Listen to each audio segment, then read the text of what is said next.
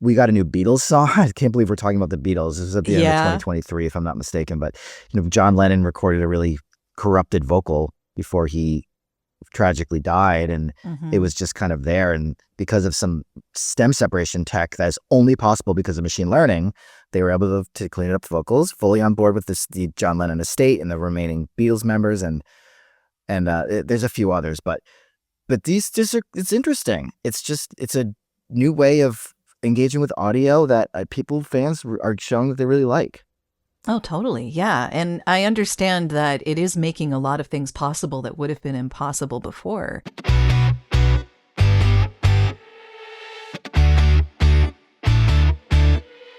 Welcome to Audio Branding, the hidden gem of marketing. Sound plays a more important role in human behavior and our decision-making than you may realize. In this podcast, I'll help you understand the art and science of sound so you can better influence others in business and your life. I'm your host, Jodi Krangle. Let's delve a little deeper.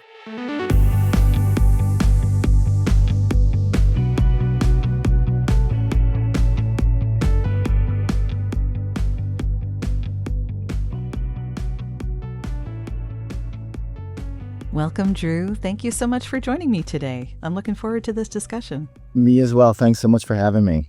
Yeah. So I like to start off the podcast by asking you if you have an early memory of how sound moved you. Do you have one of those? I have several, many. You can talk about any of them that you want. I'm here for it.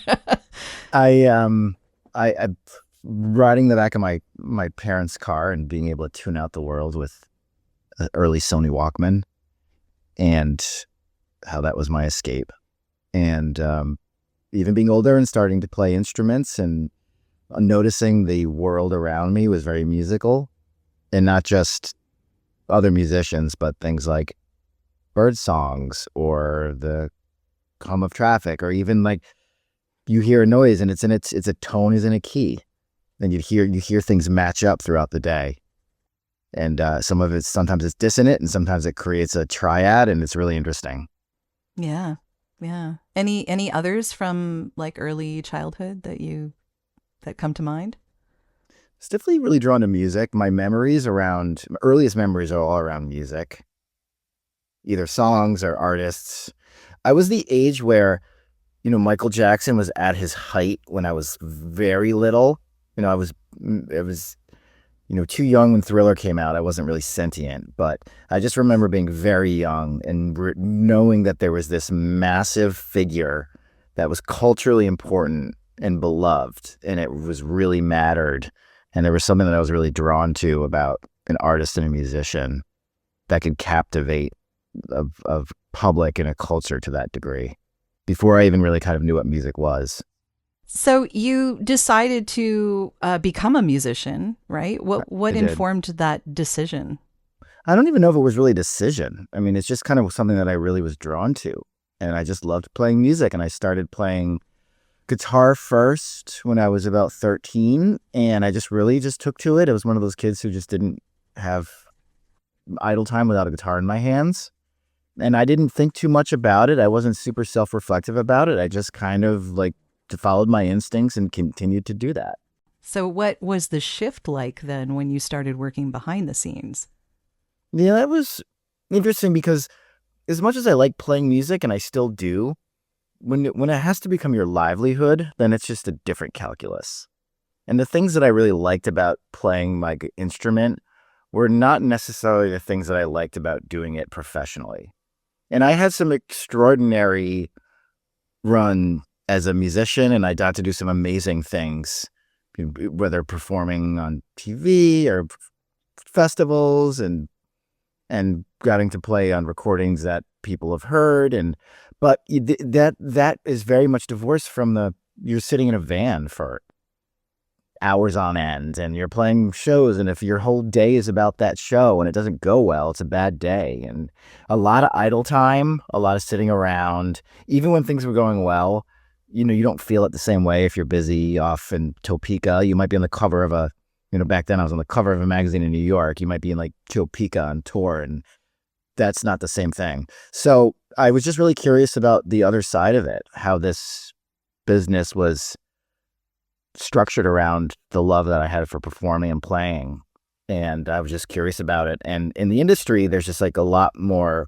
You can do a lot more. You can be a lot busier. You can control your fate a lot more, too, to be honest. So I didn't stop playing. I haven't stopped, but I certainly don't. It's nice now because I can just play if I want to. And I still do session work occasionally. And I don't have to worry about doing things I don't want to do for money. And so it's just completely different. It was the right choice for me. I certainly have a lot of respect for the artists who've stuck with it because it's really hard. Oh, yeah, definitely. So it is. Yeah. And I'd made a different choice, but I have a lot of respect for those artists. But for me, it was just I had a different path. Sure. What were one of the, did you have a performance or something that is particularly memorable for you when you were out as a gigging musician? Yeah, several. Some of them, was what you would expect. Like I got to play Letterman, right? That's like, grew up watching Letterman, and I got to do it. And, I played Bonnaroo, things like that. So those, Bowery Ballroom in New York, iconic venue. And we used to see shows there. I've probably been there 300 times in my life. And I've probably played there, I don't know, maybe 15. That's always really special, even though it's not necessarily, it's just 550 cap room, but it means a lot culturally. Or same thing with Irving Plaza, playing there. I've played there about maybe 5 times. That's been really fun. But a lot of the, some of the moments of like the serendipitous moments you have as a musician, where everything kind of works well and you're really clicking, and the hard work you've put into the writing and the rehearsing and the recording, you really become kind of an expert. You put your 10,000 hours in. Those I've certainly had moments like that are really fulfilling. Yeah, I guess that would be being in the flow, right? Right. Yeah, that's Yeah. the way you would describe it now. Yeah. Yeah. So A&R then, so how did that work, and how has that evolved? Because definitely things are different from maybe when you started doing that to today. Yeah. I mean, I was working.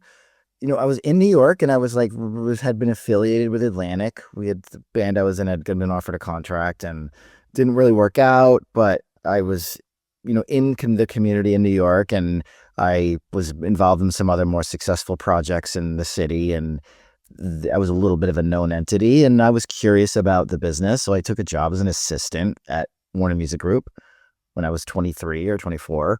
And I was learning, and I had an aptitude for music. I could really identify with artists. I had done a lot of the stuff that we were asking them to do as a label. I had done it, so I had some credibility.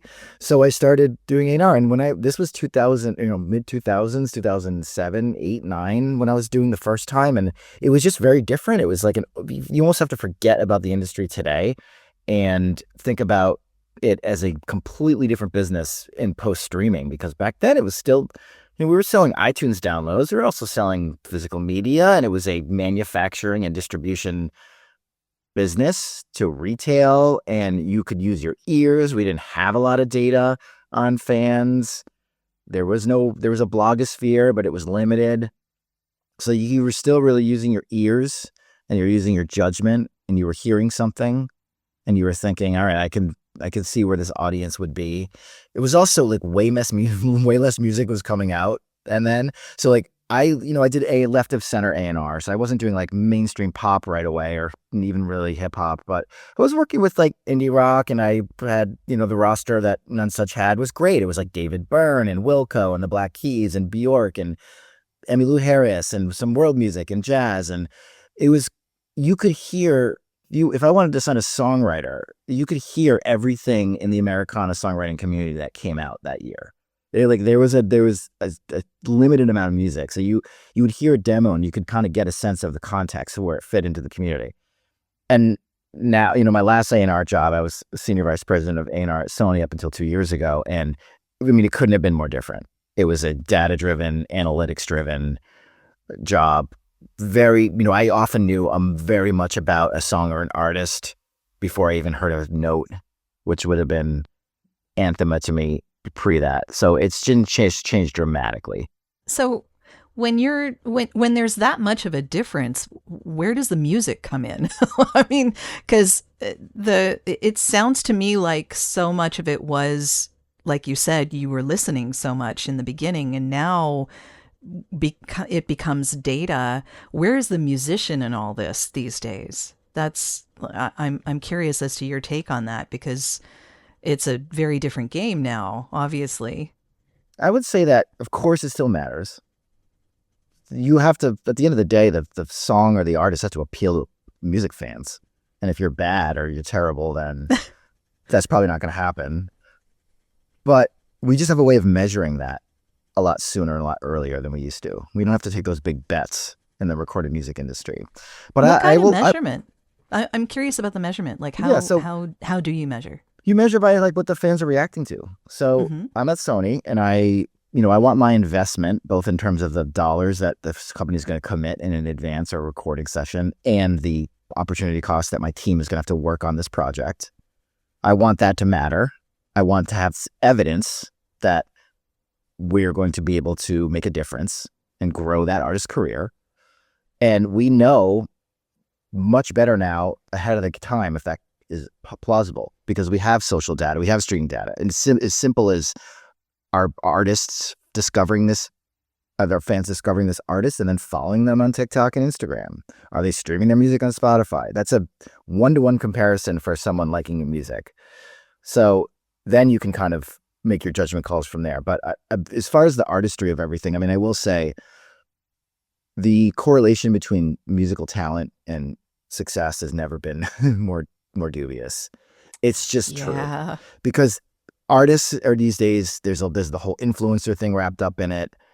And the way people, especially Gen Z and younger millennials, fall in love with personalities and artists are different. And it's not necessarily bad. It's just different. But it's just the listening to something that I think is artistically phenomenal would have been enough 15 years ago. And today, like, you need that and the market research to show that there's an audience for it.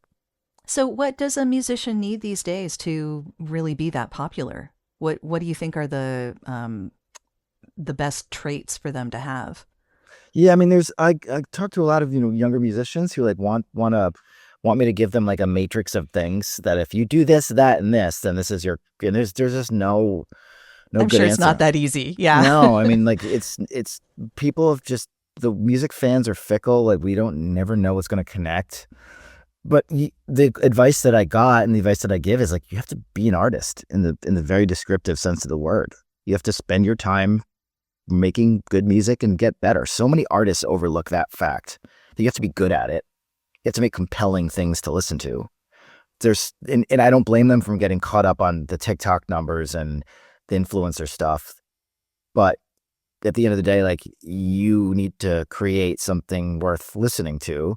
And then of course there's like tried and true ways that music fans meet new artists, and that's through social media, making sure that your social media profiles reflect who you are, making sure that you're representing yourself authentically, making sure that you're releasing music in a cadence that keeps you in front of mind. And it's a lot. It's hard work. It's hard work. It's a lot to do.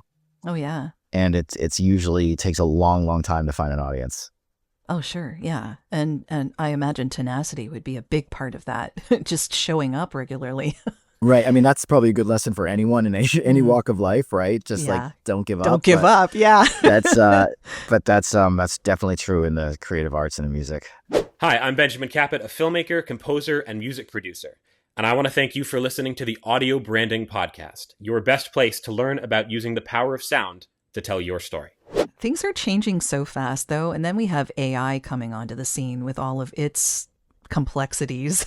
And I know you're writing a book about this. So can you talk about the book a little bit and where your stance is on AI with music? Yeah, sure. I left Sony about 2 years ago, and I started my own company, and wasn't really sure what I was going to be doing, but it coincided with this AI revolution, and it's been interesting.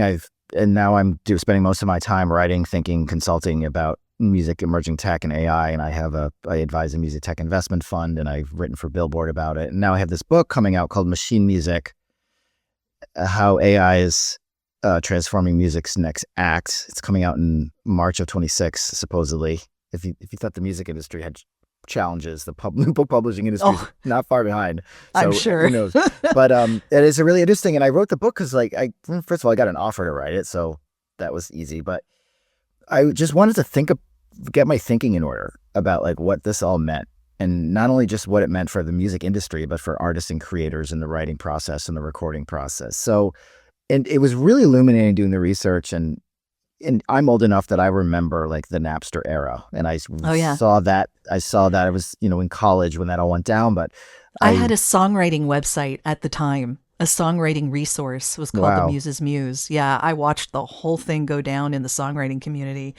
It was not fun for anyone. And whenever someone whines about Spotify today not paying artists fairly, I mean, the fact that we've outsourced the entire commercial music business to a streaming service is problematic. But if you really have a problem with streaming, like, you don't want to go back to the file sharing days. That was a lot worse. It was just a lot worse. But the AI is just the couple of things that I really want people to know about music and AI. Number one, it's a little bit more of a continuation of just what we're already seeing. I mean, there's been revolutions in emerging tech throughout the history of recorded music and the music industry. And this is just kind of more of the same. Moves a little faster. It's a little bit more dramatic. I would liken it to probably like how disruptive and transformative the internet was. But I don't think anyone needs to be afraid of it. Number two, I really do think it's being managed properly. Unlike file sharing, the people are taking it seriously. The governments, especially in Europe and the EU, have really good now laws around managing AI holistically. There's been a few laws statewide here in the States. Yeah. And Canada still has to you're figure in Toronto, it out. right? Yeah. So Canada still has to figure things out. But I know, for instance, NAVA, which is the National Association of Voice Actors, has been in Washington actually promoting AI, basically laws that protect the voice in general. But it's really all about our personal IP, like our personal stuff, your likeness, your voice. All of this should be your property, and there, up until very recently, really have not been any laws about that at all because it wasn't needed. Right. Very few. But I think I'm encouraged because, everyone in music and AI likes to talk about this Drake and The Weeknd Heart on My Sleeve song. I mean, honestly, there's more. We'll talk I know. And that more. was 2 years ago. Now, whenever I read an article and it starts with that case study, I'm like, guys, this is like 2 years ago. But it was not illegal back then. And that is now illegal. It's because they did it. Because they actually, especially state laws in California and Tennessee and some other places and in EU have like taken action. And you're right. We didn't really, your name and likeness was protected. It has been. Your voice, that just never came up. So the industry is managing a lot better. The funding that is going to startups who are working in this stuff is going to companies that are doing it ethically, by and large. And I'm just really optimistic about how these tools are going to democratize creativity and creation, how it's going to create new markets. And that does not mean that there's not going to be some people whose livelihoods are at stake. And that's something that we also have to manage and have empathy for. Also true anytime there's any kind of new emerging tech in anything. So it's not new. But I'm just really encouraged and excited about how it's going to impact the arts and the creativity. And I don't think it's going to replace real artists. And there's a lot of good evidence to that effect. Well, to that effect, I want to ask you what you think about the Velvet Underground. Isn't that what they're called? Or the Velvet Sundown. That's what they're called. The Velvet Sundown. The Velvet Underground. Yeah, I like that one too. But yeah. I know. Right? Velvet Sundown. Yeah. So apparently it's all AI. I mean, it was obvious that the photos were, but the music apparently is also all AI.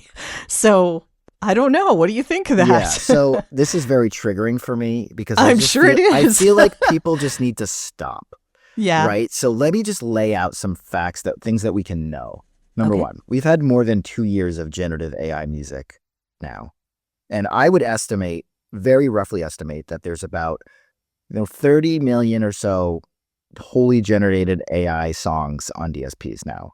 And that's there's about 250 million songs overall in the catalogs of these DSPs. So it's a big percentage.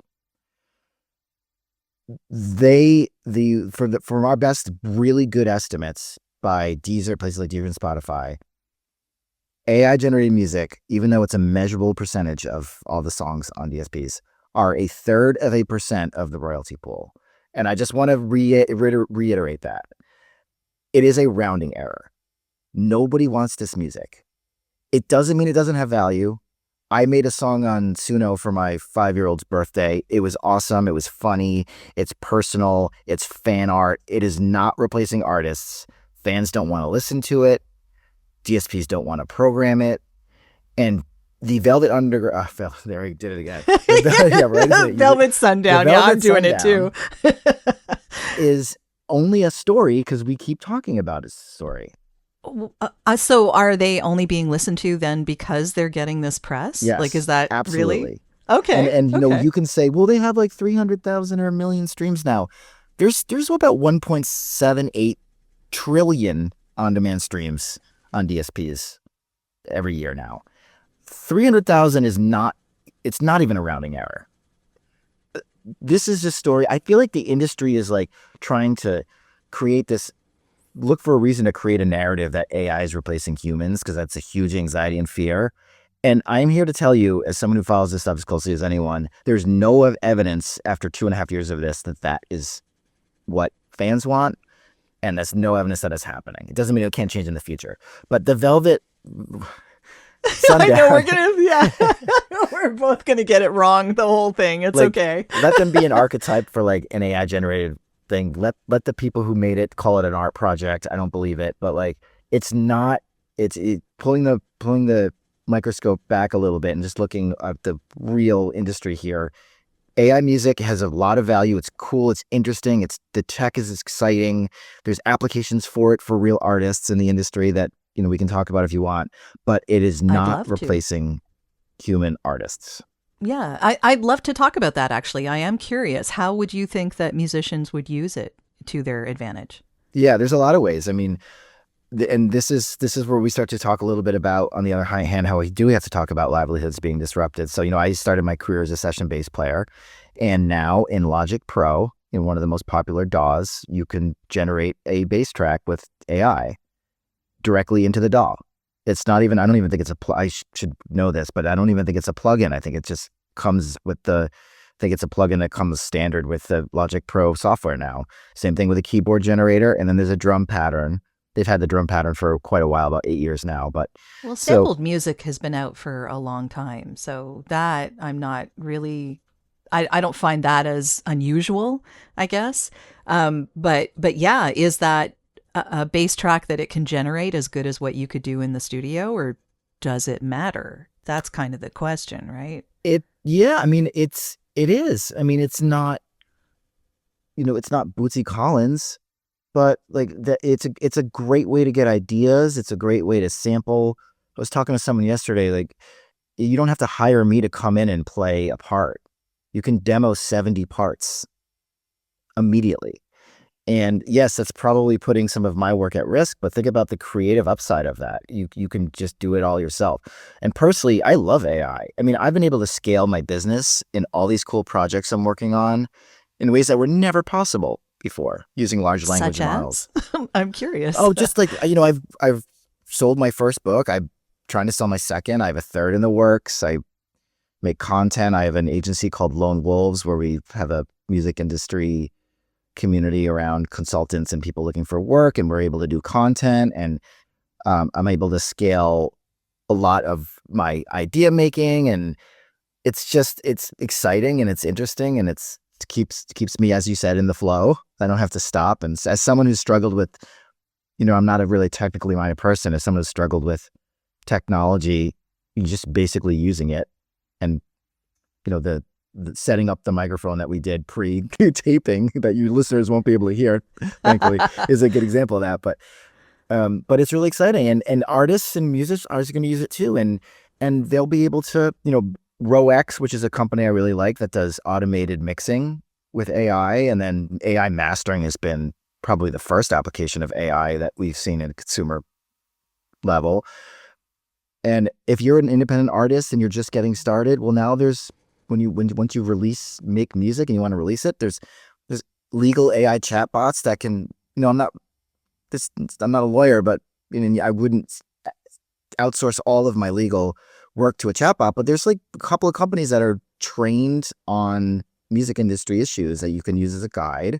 There's automated marketing functions now that exist. There's a company called Unheard that I really like. In full disclosure, my music tech investment fund is an investor in that company. And there's another company called Symphony OS, which is similar, that's really good. And they help automate marketing. I mean, if you're trying to be a young artist and you're trying to scale your business, there's too much in the world for you to do, and AI can help you do it.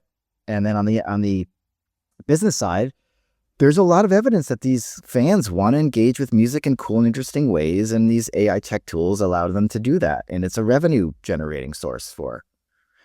And then I'll end this with some heartwarming tales of vocal model usage. Oh, please. As a voiceover artist, Jodi, I know that's something that like you're very much focused on. But like Randy Travis, the country star from the 90s, was just disabled by a stroke and couldn't sing. And they were able to recreate his voice with a vocal model, totally on board. Randy Travis was fully in the loop, and he had his first new song in 15 years, and we got a new Beatles song. I can't believe we're talking about the Beatles. This is at the end of 2023, if I'm not mistaken. But John Lennon recorded a really corrupted vocal before he tragically died, and it was just kind of there. And because of some stem separation tech that is only possible because of machine learning, they were able to clean up the vocals, fully on board with the John Lennon estate and the remaining Beatles members, and there's a few others, but these just are, it's interesting. It's a new way of engaging with audio that fans are showing that they really like. Oh, totally. Yeah. And I understand that it is making a lot of things possible that would have been impossible before. I know, for instance, even in the voiceover industry, a lot of guide tracks now are done with an AI voice, with a synthetic voice, which is fine. Well, that's fine, though, because that's my guide track. It's not. And often it doesn't pronounce the names and the street names and such like correctly, or even the company names sometimes. That's right. But it's weird. Yeah. But it's a very good way for me to get an idea of where my voice fits in this video and the timing thereof. So I can figure out how my voice would fit while listening to this guide track, and I didn't need to do it, and they didn't need to hire anybody, so that's not money out of their pocket, and I wouldn't have been hired to do that anyway. Yeah, and it's a tool. I'm hired for the last thing. It's a tool that you're using. And I had this other theory, because you mentioned the weird pronunciations.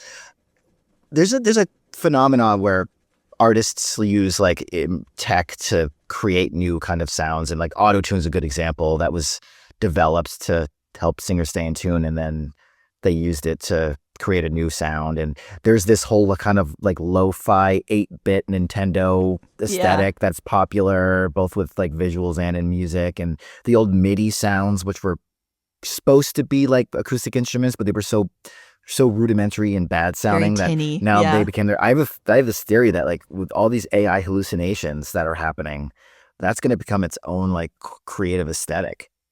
And you're going to start to see like, the AI vocal models, the early AI vocal models are like, they just sound bad. They're there's like this warble. It's like super mid. It's like the highs and the lows are gone. It's like lo-fi mid-compressed. Yeah. It sounds terrible, but I bet in like 8 years, someone's going to be paying a lot of money for a AI vocal model plugin to make that aesthetic sound as an artistic treatment. Well, that's the end of this episode. Thanks for listening. And if you like what you heard, why not tell a friend about this podcast? It's available in all the usual locations. Until next time.